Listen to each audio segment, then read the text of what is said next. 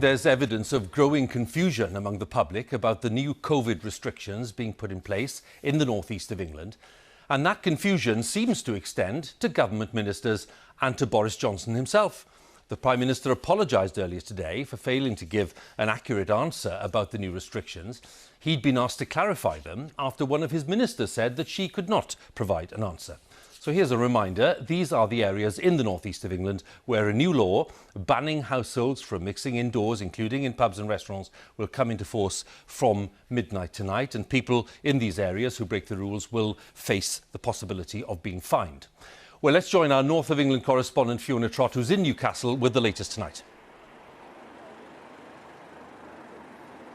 Well, tonight they're getting ready to change their lives yet again, but details of this new law have not yet been published. A full list of all the indoor venues that are included and what's excluded, like informal childcare arrangements. All 7 North East councils asked for tougher measures in the first place, but enforcing them won't be easy.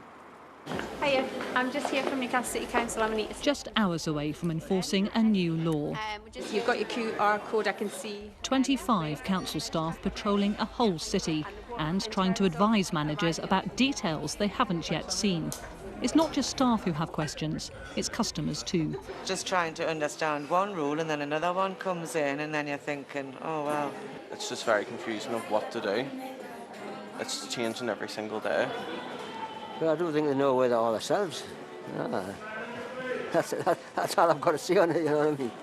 And here's why he thinks politicians are confused. Can you just clarify something? Can you still book an outside table at a restaurant or meet people from another household in a pub garden? No, I'm sorry, I can't clarify that. No, I don't know the answer to that question, but, you know, I'm sure they can find out the answer to that question. I just don't have the details of those 7 areas. If you can't give us the answer to that, I mean, how do you expect people to keep up to date with the latest rules when even you can't answer that question? About 4 hours later, the Prime Minister himself struggled to make it clear. And you should follow the guidance of local authorities, but it's 6 in a home or 6 in hospitality, but as I understand it, not 6 outside. Then, less than 2 hours later, an apology on social media and an explanation that you can't meet people from different households indoors and should avoid socialising outside. So main job today here in Newcastle, the council has described today's messaging as shambolic. So the main issue has been brought about by the mixed messages given by central government in relation to the outdoor and indoor aspect and what the interpretation is by premises, never mind the public. So we've been trying to go out and to give some guidance, which is often difficult when it's yet to be implemented and realised. From tomorrow, if I met friends here I didn't live with or weren't in my support bubble, I would be breaking the law. Now, if I came outside and socialised within a group of 6, I wouldn't be, but it would be against government advice. It would be illegal to go to a private garden and socialise with other households, but up to 6 of us could go for a socially distanced walk. It's a lot to remember, and there's concern about getting fined for simply getting it wrong. It's making me a little bit anxious and worried, obviously, because I'm worried that I'm going to get told, oh, you're not allowed to be doing that, when I didn't really understand it. Any information coming in from the government, you need to properly scour it to understand, even just doing anything, you need to properly think about if it is going to break any rules, and even then, you can't really be sure. A city preparing for a new way of life, and knowing that any mistakes could put lives at risk. Fiona Trott, BBC News, Newcastle. Picture there in the northeast of England. Let's talk about the picture in Wales, because another 500,000 people will be subject to tighter restrictions from Thursday. The Health Minister for Wales had already announced tougher measures for large parts of the south, including the capital, Cardiff. But now he's included Conwy, Denbighshire, Flintshire and Wrexham in the north from Thursday, which means that nearly 2.4 million people in Wales will be under tighter restrictions by the end of the week. Let's join our Wales correspondent Hywel Griffith at the Senedd in Cardiff Bay for the latest.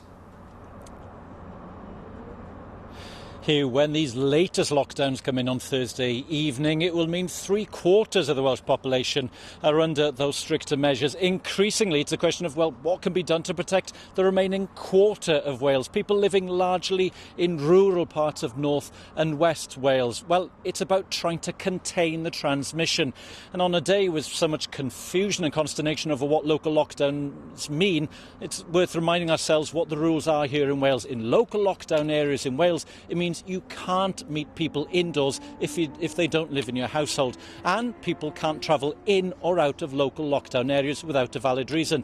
At the Senedd today, Wales's First Minister suggested maybe English local lockdown areas should adopt that same travel policy. He called on Boris Johnson to ban people leaving local lockdown areas in England and potentially stopping them from spreading the virus into, well, the parts of Wales that remain open.